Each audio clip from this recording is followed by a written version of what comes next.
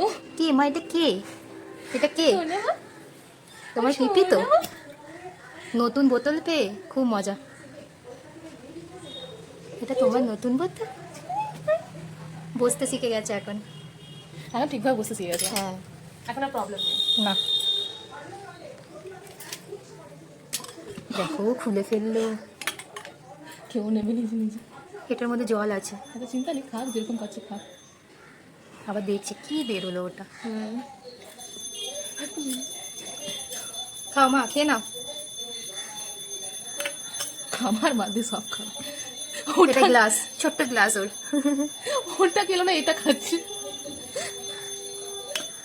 শুভ জন্মাষ্টমী সকলকে জানাই। শুভ দিনটা আজকে শুরু করলাম আমার ছোট্ট রাধাকে দিয়ে। ওর পিপির সাথে খেলতে ব্যস্ত, আর ওর একটা নতুন বোতল এসেছে, ওটা নিয়ে ভীষণ খুশিও, ওটাই নিয়েই খেলতে ব্যস্ত ছিল। আর এখানে আমি ঠাকুরের জন্য তৈরি করে নিচ্ছিলাম মালপোয়া। মালপোয়া করতে আমি নিয়েছিলাম 2 কাপ ময়দা, 1 কাপ সুজি, 1 কাপ চিনি, আর দিয়েছিলাম পরিমাণ মতো অল্প একটু নুন।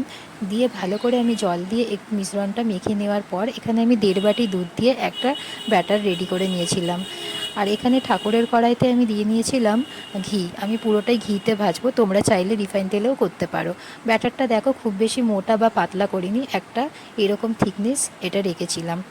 আর এটা করার পর তারপর এটা 30 মিনিট অবশ্যই এটা রেস্টে রাখতে হবে, তাহলে চিনিটা ভালো করে মেল্ট হবে, সুজিটা ফুলে ফেপে উঠবে।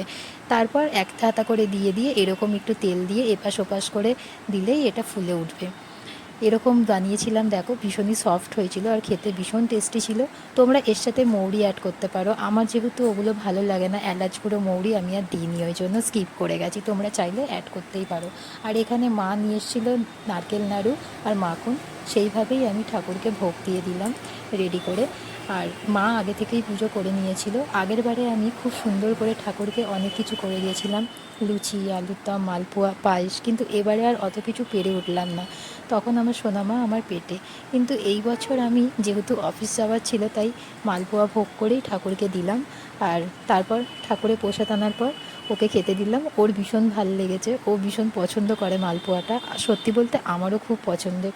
এরপর আমি রেডি হয়ে বেরিয়ে পড়লাম, অফিসের জন্য রেডি হয়ে গেলাম। কিন্তু মনে পড়লো দিদির জন্য এই দুটো অনলাইন থেকে চুড়িদার কিনেছিলাম, সেগুলো জামাইবাবুকে যাওয়ার সময় দিয়ে যাব, তাই ওই দুটো চুড়িদারই বের করে গুছিয়ে নিলাম।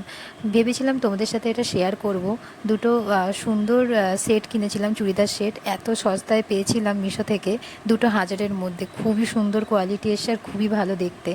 যাই হোক, পরে একদিনকে দেখাবো চুড়িদারগুলো। আজকে এটা দিদির কাছে চলে যাচ্ছে। এরপর বেরিয়ে পড়লাম অফিসে। অফিসে যাওয়ার পথে দেখি নিচে নেমে বৃষ্টি আরম্ভ হয়ে গেছে, বেশ ভালোই, আসতে হতে হতে জোরে বৃষ্টি আরম্ভ হয়ে গেল। তারপর একটু ওয়েট করে গেলাম, ওয়েট করে যাওয়ার পর বেরিয়ে পড়লাম দুজনে, যেহেতু ওর অফিস ছুটি তাই আমাকে আজকে দিয়ে এসেছিলো অফিসে। এইভাবেই দিনটা কেটে গেল।